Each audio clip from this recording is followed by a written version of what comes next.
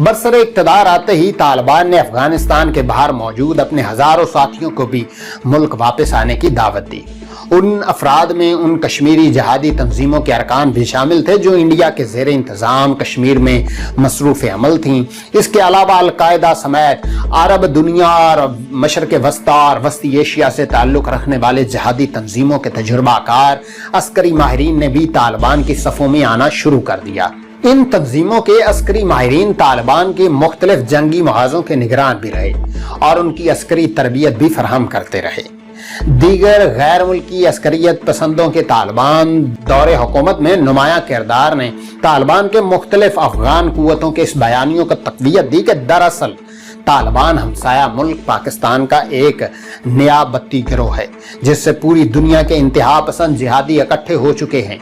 इस तासुर ने तालिबान मुखालिफ अफगान कुव्वतों आखिर तक तालिबान के खिलाफ बैनुल-अक़वामी हमायत हासिल करने में बड़ी मदद फराहम की। आज अगर देखा जाए तो अक़वाम मुत्तहिदा और दीगर इदारों की रिपोर्ट्स इस बात की निशानदही करते हैं कि अब भी अफगानिस्तान में अलकायदा, वस्ती एशियाई गिरोह और पाकिस्तानी जंगजू हजारों की तादाद में अफगान तालिबान के शाना बशाना खड़े हैं। मगर तालिबान न सिर्फ उनकी मौजूदगी से इनकार करते हैं बल्कि उनको ऐसी खुफिया हिकमत अमली से इस्तेमाल करते हैं कि उन गिरोहों का 90 की दिहाई की तरह खुल्लम खुल्ला अफगान तालिबान के साथ इकट्ठा होने का कोई मुस्तनद दस्तावेजी सबूत नहीं है जो अवामी सतह पर तालिबान के खिलाफ इस्तेमाल किया जा सके। तालिबान के लिए दूसरी अहम अंदरूनी मुश्किल उन पर पाकिस्तान का नया बत्ती कुव्वत होने का लेबर रहा है। तमाम तर एहतियाती तदाबीर के बावजूद तालिबान को अब भी अफगानिस्तान में ये ताना दरपेश है जिससे अफगानिस्तान ही में मौजूद एक अहम तबका उनका शदीद मुखालिफ है। 9/11 के बाद तालिबान की पाकिस्तान से कुर्बत मजीद गहरी और वसी होती गई।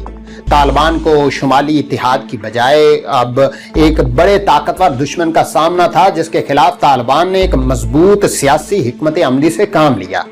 एक तरफ अलकायदा और दीगर पाकिस्तानी रियासत दुश्मन मकामी और गैर मुल्की जंगजू उसके साथ थे तो दूसरी तरफ मुल्ला उमर ने हक्कानी नेटवर्क के सरबरा जलालुद्दीन हक्कानी को पाकिस्तानी रियासत के मुक्तदिर हलकों में बाअसर अपने अहम ख्याल अफराद के पास मुआवनत और हिमायत के लिए भिजवाया।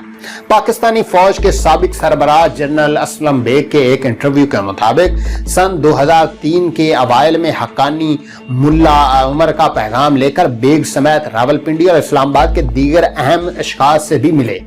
9/11 के बाद पाकिस्तानी फौज के अमेरिका की हमायत को पाकिस्तान की मजबूरी करार देकर तालिबान की तरफ से उनसे सिर्फ नजर करने और तालिबान को दरपेश बड़ी जंग के लिए पाकिस्तान से ताउन का तकाजा था।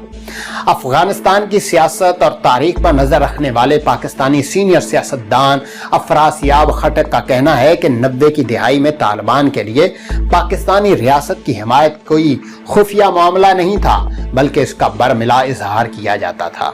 वो कहते हैं कि मगर 9/11 के बाद आलमी सियासत के दबाव की वजह से अगरचे पाकिस्तानी रियासत ने इस हमायत से हमेशा इनकार किया मगर ये अब पहले से कई गुना ज्यादा हो चुकी है।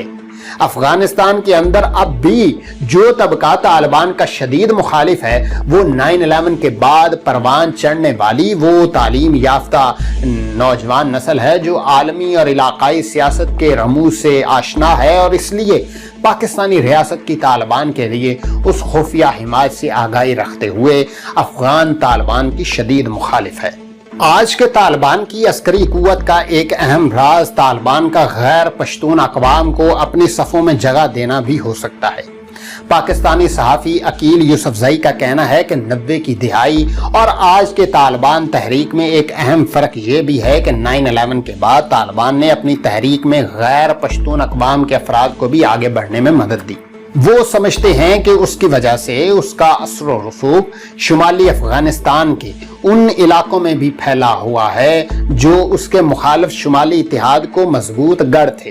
अकील यूसुफज़ई के मुताबिक उस दलील का सबूत तालिबान की मौजूदा क़यादत पर निगाह डालने से मजीद वाज़ेह हो जाता है। मसलन तालिबान मिलिट्री कमीशन के मौजूदा नायब सरबराह कारी फसीउद्दीन का ताल्लुक सूबे बरखशान की ताजिक कौम से है। बदखशां और उससे मुतसल तखार उन तोजिक और अक्सरियती सूबों में से जो शुमाली इत्तेहाद के मजबूत गढ़ थे اور طالبان ہر قسم کی کوششوں کے باوجود اس پر قبضہ نہیں کر سکے۔ اب یہ دونوں ان اولین صوبوں میں سے ہیں جن کا تمام اضلاع پر ماں سوائے صوبائی مراکز کے طالبان نے اب حالیہ پیش قدموں سے اول قبضہ کیا۔ طالبان کی شمالی افغانستان میں ان حیران کن پیش قدمیوں کی اصل حکمت عملی یہی بنی کہ انہوں نے گزشتہ 2 دہائیوں میں ان قوموں کے اندرونی سماجی اور اقتصادی فاصلوں سے فائدہ اٹھاتے ہوئے ان کے اندر اپنے مضبوط ساتھی پیدا کیے۔ انٹرنیشنل کرائسس گروپ افغانستان سے وابستہ نوجوان افغان محقق ابراہیم باحث کا کہنا ہے کہ اب تاجک اور ازبک کے علاوہ طالبان کی مقامی صفوں میں ہزارہ قوم کے لوگ بھی شامل ہیں جن کی طالبان کے ساتھ 9/11 سے قبل خون ریز جنگوں کی ایک سیاہ تاریخ ہے۔ حال ہی میں طالبان نے اپنے سرکردہ رہنما ملا امیر خان متقی کی ہزارہ اکثریتی افغانستان کے مرکزی صوبے ہزارہ عمائدین سے ملاقات کی ایک ویڈیو بھی نشر کی ہے جس میں متقی ہزارہ قوم کے اہم رہنما اہل تشیع کو طالبان کے بھائی قرار دیتے ہوئے ان کو مستقبل میں طالبان حکومت میں برابر کی نمائندگی دینے کی یقین دہانی کرواتے ہیں۔ عقیل یوسف زئی کے بقول طالبان کے قیام کی ابتدائی اہداف مقامی اور غیر واضح تھے۔ ان کو 1 سال کے اندر افغانستان کے 85% رقبہ سمیت کابل کا کنٹرول ملا اور یوں اچانک ان کو سارے ملک کا اقتدار مل گیا جس کے لیے وہ ذہنی طور پر تیار نہ تھے۔ اس لیے طالبان کو ایک کثیر افرادی قوت درکار تھی کہ وہ اپنے اقتدار کو تحفظ کر سکیں۔ شاید یہی ضرورت رہی ہوگی کہ جو بحث کا کہنا ہے کہ 90 کی دہائی کے طالبان کی عسکری قوت کی خاصیت یہ تھی کہ وہ قبائلی طرز پر تھی جس میں جنوبی افغانستان کے مختلف پشتون قبائل سے وابستہ طالبان نے اہم کمانڈروں کے اپنے قبیلے کے افراد کے مضبوط گروپ تھے۔ یہ طالبان کی عسکری قوت کو پورا کرتے تھے، مگر سال 2007 کے بعد طالبان کے اندر منظم تنظیم سازی نے جنم لیا۔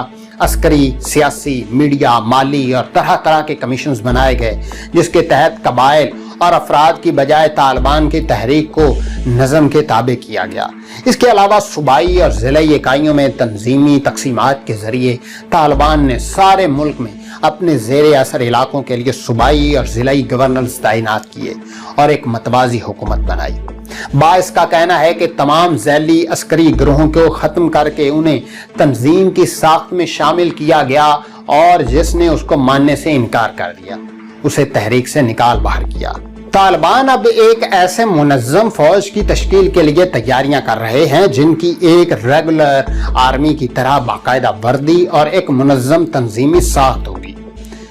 زدران کے مطابق اب تک ان برسوں میں طالبان نے 1 لاکھ کے قریب جنگجوؤں کو تربیت دی ہے۔ طالبان نے اپنے ان نئے تربیت یافتہ جنگجوؤں کا نام بھی فاتح قوت رکھا ہے اور ان کا دعویٰ ہے کہ ان کی یہ کوششیں مستقبل میں ان کے زیر اقتدار افغانستان کی سرحدوں اور ملک میں امن برقرار رکھنے کے لیے جدید تقاضوں کے مطابق عسکری قوت تیار کرنے کا ایک تسلسل ہے۔ دوستو، آج کی ویڈیو اتنے ہی۔ اگر آپ کو ہماری ویڈیو اچھی لگی ہے تو ہمارے چینل کو سبسکرائب کر کے بیل آئیکن پر لازمی کلک کریں۔